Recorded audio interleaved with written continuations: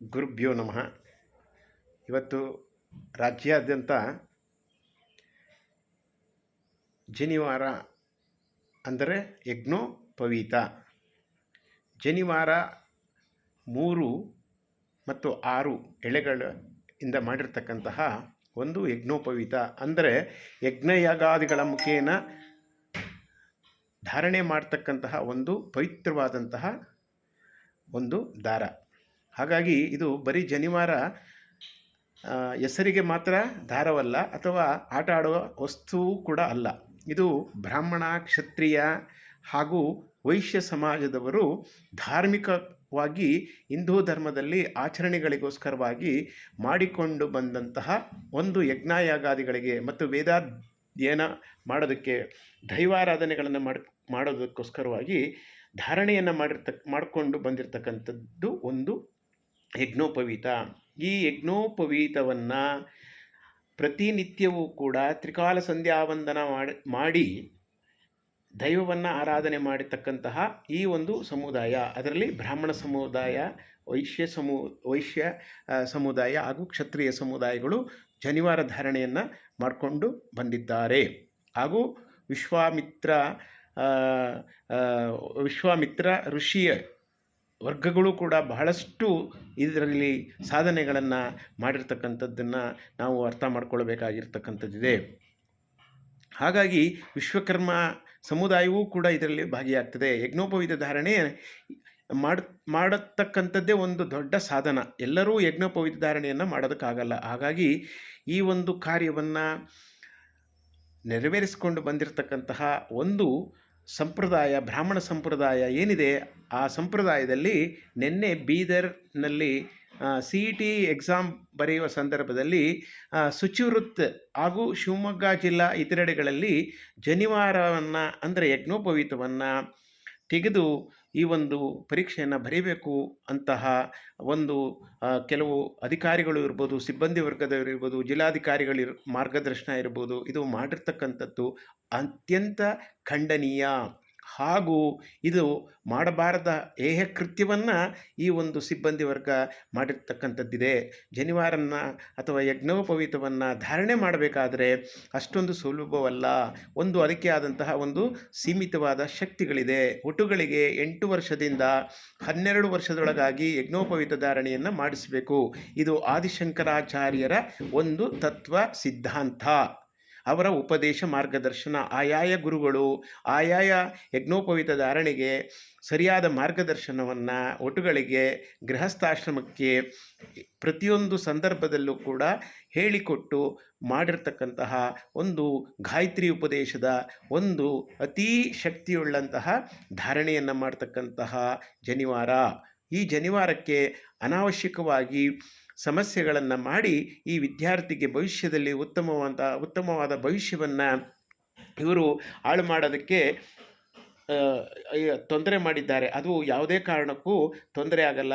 ಆ ವಿದ್ಯಾರ್ಥಿ ಉತ್ತಮವಾದಂತಹ ವಿದ್ಯೆಗಳನ್ನು ಕಲಿತು ಆ ವಿದ್ಯೆಯಿಂದ ಜಗತ್ತಿಗೆ ಮಾದರಿ ಆಗಲಿಕ್ಕೆ ಅವಕಾಶವೂ ಕೂಡ ಇದೆ. ಇದನ್ನು ಸರ್ಕಾರ ಸಹಾಯ ಮಾಡ್ತದೆ.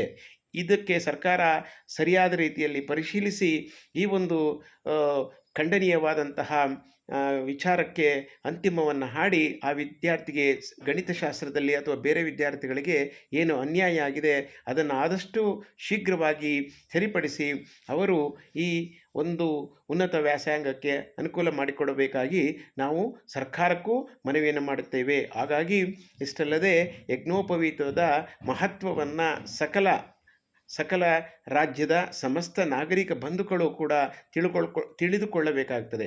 ಯಾಕೆಂದರೆ ಯಜ್ಞೋಪವೀತವನ್ನು ಧಾರಣೆ ಮಾಡೋದಾಗಲಿ, ಯಜ್ಞೋಪವೀತವನ್ನು ವಿಸರ್ಜನೆ ಮಾಡೋದಾಗಲಿ ಇದು ಅಷ್ಟು ಸುಲಭದ ಕೆಲಸ ಅಲ್ಲ. ಯಜ್ಞೋಪವೀತವನ್ನು ಧಾರಣೆ ಮಾಡಬೇಕಾದ್ರೆ ಆಯಾ ವಯಸ್ಸಿಗೆ ತಂದೆ ತಾಯಿಗಳು ಅವರಿಗೆ ಉಪನಯನವನ್ನು ಮಾಡಿ ಯಜ್ಞೋಪವೀತ ಧಾರಣೆಯನ್ನು ಮಾಡಿ ಅವನಿಗೆ ಯಜ್ಞವೇದಗಳನ್ನು ಕಲಿಯೋದಕ್ಕೆ, ಯಜ್ಞಯಾಗಾದಿಗಳನ್ನು ಮಾಡೋದಕ್ಕೆ ಒಂದು ಪರ್ಮಿಷನ್ ಅಂದರೆ ಅನುಮತಿಯನ್ನು ಕೊಡ್ತಾರೆ.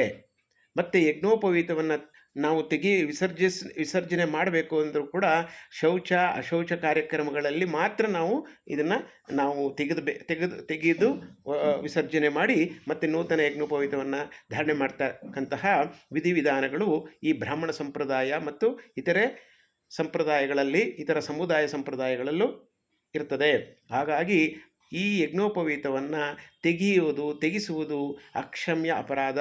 ತೆಗೆಯುವವರಿಗೂ ಕೂಡ ಅಪರಾಧ, ತೆಗೆಸುವವರಿಗೂ ಅಪರಾಧ. ತೆಗೆಸುವವರಿಗೂ ದೈವ ನಿಂದನೆಯಾಗ್ತದೆ. ದೈವ ನಿಂದನೆ ಅಂದರೆ ತ್ರಿಶಕ್ತಿ, ಬ್ರಹ್ಮ ವಿಷ್ಣು ಮಹೇಶ್ವರ ಶಕ್ತಿಯುಳ್ಳಂತಹ ತ್ರಿಶಕ್ತಿ ಮಾತಾ ಗಾಯತ್ರಿ ಮಾತೆಯನ್ನು ಅವಮಾನಿಸಿದಂತೆ, ಗಾಯತ್ರಿಗೆ ಮಾಡಿದಂತಹ ಅವಮಾನ. ಹಾಗಾಗಿ ಆ ಗಾಯತ್ರಿ ಮಂತ್ರವನ್ನು ಜಪಿಸಿ ನಿತ್ಯವೂ ಕೂಡ ಯಜ್ಞೋಪವೀತ ಧಾರಣೆಯನ್ನು ಮಾಡಿರ್ತಾರೆ, ಅನುಷ್ಠಾನಗಳನ್ನು ಮಾಡಿರ್ತಾರೆ. ಇಷ್ಟೊಂದು ಅನುಷ್ಠಾನಗಳನ್ನು ಮಾಡಿರ್ತಕ್ಕಂತಹ ಯಜ್ಞೋಪವೀತವನ್ನು ಅಧಿಕಾರ, ದರ್ಪ ಹಾಗೂ ಧರ್ಮ ವಿರೋಧತ್ವದಿಂದ ಮಾಡಿರುವುದು ಖಂಡನೀಯ ಎಂದು ನಾನು ಒಬ್ಬ ಶಾಸ್ತ್ರೀಯ ವಂಶಸ್ಥನಾಗಿ ಹೇಳ್ತಾ ಇದ್ದೇನೆ. ಇದನ್ನು ಈಗ ಒಂದು ವ್ಯವಸ್ಥೆಗಳು ಮುಂದೆ ಆಗಬಾರದು. ಇದಕ್ಕೆ ಸರಿಯಾದ ರೀತಿಯಲ್ಲಿ ಸರ್ಕಾರ ತಕ್ಕ ನಿರ್ದೇಶನವನ್ನು ಕೊಟ್ಟು ಆ ವಿದ್ಯಾರ್ಥಿಗೆ ಉನ್ನತ ಸ್ಥಾನಕ್ಕೆ ಹೋಗೋದಕ್ಕೆ ಮತ್ತು ವಿದ್ಯಾಭ್ಯಾಸವನ್ನು ಮಾಡೋದಕ್ಕೆ ಅನುಕೂಲ ಮಾಡಿಕೊಡಬೇಕಾಗಿ ಸರ್ಕಾರಕ್ಕೂ ಹಾಗೂ ಈ ಒಂದು ವಿಚಾರಕ್ಕೆ ಆ ವಿದ್ಯಾರ್ಥಿಗೆ ನ್ಯಾಯ ಸಿಕ್ಕುವವರೆಗೂ ಕೂಡ ನಮ್ಮ ಬ್ರಾಹ್ಮಣ ಸಮಾಜ ಮತ್ತು ಅಖಿಲ ಕರ್ನಾಟಕ ಬ್ರಾಹ್ಮಣ ಮಹಾಸಭಾದ ಅಧ್ಯಕ್ಷರು ಈಗಾಗಲೇ ಒಂದು ಮಾಹಿತಿಯನ್ನು ಕೊಟ್ಟು ನಾಳೆ ದಿನ ಅದಕ್ಕೆ ಖಂಡನೆ ಹಾಗೂ ಅದಕ್ಕೆ ಸರಿಯಾದಂತಹ ಶಿಸ್ತು ಕ್ರಮಗಳ ಬಗ್ಗೆ ಕೂಡ ಅವರು ಮೀಟಿಂಗನ್ನು ಮಾಡ್ತೀನಿ ಅಂತಲೂ ಕೂಡ, ಪತ್ರಿಕಾಗೋಷ್ಠಿಯನ್ನು ಮತ್ತು ಸರ್ಕಾರ ಗಮನಕ್ಕೆ ತರ್ತೀನಿ ಅಂತಲೂ ಕೂಡ ಹೇಳಿದ್ದಾರೆ. ಎಲ್ಲ ವಿಪ್ರ ಸಂಪ್ರದಾಯದವರು, ಎಲ್ಲ ಕ್ಷತ್ರಿಯ ಸಂಪ್ರದಾಯದವರು, ಎಲ್ಲ ವೈಶ್ಯ ಸಂಪ್ರದಾಯದವರು, ಎಲ್ಲ ವಿಶ್ವಕರ್ಮ ಸಂಪ್ರದಾಯದವರು ಈ ವಿಚಾರವನ್ನು ಖಂಡಿಸಬೇಕು. ಹಾಗೂ ಇದಕ್ಕೆ ಮುಂದಿನ ದಿನಗಳಲ್ಲಿ ಈ ಜನಿವಾರ ಎಂಬುವ ಯಜ್ಞಯಾಗಾದಿಗಳನ್ನು ಮಾಡಿ ಧಾರಣೆ ಮಾಡಲು ಶಕ್ತಿಯನ್ನು ಕೊಟ್ಟಿರ್ತಕ್ಕಂಥದ್ದು ಮಹಾಋಷಿಮುನಿಗಳು ಯಜ್ಞಯಾಗಾದಿಗಳನ್ನು ಮಾಡಿ ಈ ಒಂದು ಪದ್ಧತಿಯನ್ನು ಈ ಸಮುದಾಯಗಳಿಗೆ ಅನುಮತಿಯನ್ನು ನೀಡಿ ಈ ಒಂದು ವ್ಯವಸ್ಥೆಯನ್ನು ನಾವು ಅಳವಡಿಸ್ಕೊಂಡು ಬರ್ತಾ ಇರೋದ್ರಿಂದ ಈ ವ್ಯವಸ್ಥೆಗೆ ಎಂದೂ ಧಕ್ಕೆ ಆಗಬಾರದು. ಧಕ್ಕೆ ಆದರೆ ಹಾಕಿದವರಿಗೂ ಉಳಿಗಾಲವಿಲ್ಲ, ಕೆಟ್ಟದ್ದನ್ನು ಮಾಡಿದವರಿಗೂ ಉಳಿಗಾಲವಿರುವುದಿಲ್ಲ. ಹಾಗಾಗಿ ಕೆಟ್ಟದ್ದನ್ನು ಮಾಡುವುದಕ್ಕೆ ಹೋಗುವುದರಿಂದ ಇದು ಧರ್ಮ ವಿಭಜನೆಯಾಗುತ್ತದೆ. ಧಾರ್ಮಿಕ ಶಕ್ತಿಯುಳ್ಳವಂತಹ ಒಂದು ಸಮಾಜವನ್ನು ತುಳಿತಕ್ಕೆ ಒಳಪಾಡು ಮಾಡಿದಂತಾಗುತ್ತದೆ. ದಯವಿಟ್ಟು ಸರ್ಕಾರ ತಕ್ಷಣ ಎಚ್ಚೆತ್ತುಕೊಂಡು ಇದಕ್ಕೆ ಅಪರಾಧ ಮಾಡಿರ್ತಕ್ಕಂಥ ಅಧಿಕಾರಿಗಳಿಗೆ ದಂಡನೆಯನ್ನು ವಿಧಿಸ್ತಕ್ಕಂಥದ್ದು ಹಾಗೂ ಇದಕ್ಕೆ ಸಂಬಂಧಪಟ್ಟಂತಹ ಸಮಸ್ಯೆಯಾಗಿರ್ತಕ್ಕಂತಹ ವಿದ್ಯಾರ್ಥಿಗಳಿಗೆ ಅವರಿಗೆ ಮರುಪರೀಕ್ಷೆಗೆ ಅವಕಾಶ ಕೊಟ್ಟು ಉನ್ನತ ವ್ಯಾಸಂಗಕ್ಕೆ ಅನುಕೂಲತೆಗಳನ್ನು ಮಾಡಿಕೊಟ್ಟು ಅವರ ಮುಂದಿನ ಭವಿಷ್ಯ ಒಳ್ಳೆಯದಾಗಲಿ ಅಂತ ನಾವು ಎಲ್ಲ ರೀತಿಯ ಮಾನವೀಯತಾ ಲಕ್ಷಣಗಳನ್ನು ನಾವು ಸರ್ಕಾರಕ್ಕೆ ಮನವಿ ಮಾಡಿ ಮತ್ತು ಈ ವಿಷಯವನ್ನು ಖಂಡಿಸ್ತೇವೆ. ಹಾಗಾಗಿ ದಯಮಾಡಿ ಈ ಒಂದು ಯಜ್ಞೋಪವೀತದ ವಿಚಾರವನ್ನು ಸೂಕ್ಷ್ಮವಾಗಿ ತೆಗೆದುಕೊಳ್ಳದೆ ಸರಿಯಾದ ಸ್ವರೂಪವನ್ನು ಕೊಟ್ಟು ಮುಂದೆ ಇಂತಹ ಘಟನೆಗಳು ಆಗದಂತೆ ಮಾಡುತ್ತಾರೆ ಎಂಬ ಸರ್ಕಾರಕ್ಕೆ ಮನವಿಯನ್ನು ಕೂಡ ಮಾಡಿ ಸರ್ಕಾರ ತಕ್ಷಣ ಈ ಕ್ರಮವನ್ನು ಜರುಗಿಸಬೇಕು. ಇದಕ್ಕೆ ಸಂಬಂಧಪಟ್ಟ ಸಚಿವರು ಆಗಾಗಲೇ ಒಂದು ಮಾಹಿತಿಗಳನ್ನು ಕೊಟ್ಟು ಇದಕ್ಕೆ ಸರಿಯಾದ ಗಮನವನ್ನು ಹರಿಸಿ ಇದಕ್ಕೆ ಸರಿಯಾದ ನ್ಯಾಯವನ್ನು ಕೊಡಿಸುತ್ತೇವೆ ಎಂದು ತಿಳಿಸಿರುತ್ತಾರೆ. ಅದು ಸ್ವಾಗತಾರ್ಹ ವಿಚಾರ. ಮುಂದಿನ ದಿನಗಳಲ್ಲಿ ಇಂತಹ ಅನಾವಶ್ಯಕ ವಿಚಾರಗಳು ಬಾರದಂತೆ ಸರ್ಕಾರ ಆಗಲಿ, ನಾಗರಿಕರಾಗಲಿ, ಯಾವುದೇ ಸಮುದಾಯ ಆಗಲಿ, ಸಮಾಜ ಆಗಲಿ ಇಂಥ ಹೀನ ಕೃತ್ಯಗಳಿಗೆ ಕೈ ಹಾಕದಿಲ್ಲರೆಂದು ಆ ಜಗನ್ಮಾತೆ ಶ್ರೀ ಗಾಯತ್ರಿ ದೇವಿಯಲ್ಲಿ ನನ್ನ ನಮಸ್ಕಾರಗಳು. ಜೈ ಗುರುದೇವ ದತ್ತ. ಜೈ ಮಾತಾ ಗಾಯತ್ರಿ ದೇವಿ. ಜೈ ಗುರುದೇವ ದತ್. ಜೈ ಆದಿಶಂಕರಾಚಾರ್ಯ ದೇವೋ ವ್ಯೋ ನಮಃ. ಸರ್ವೇ ಜನೋ ಸುಖಿನೋ ಭವಂತು.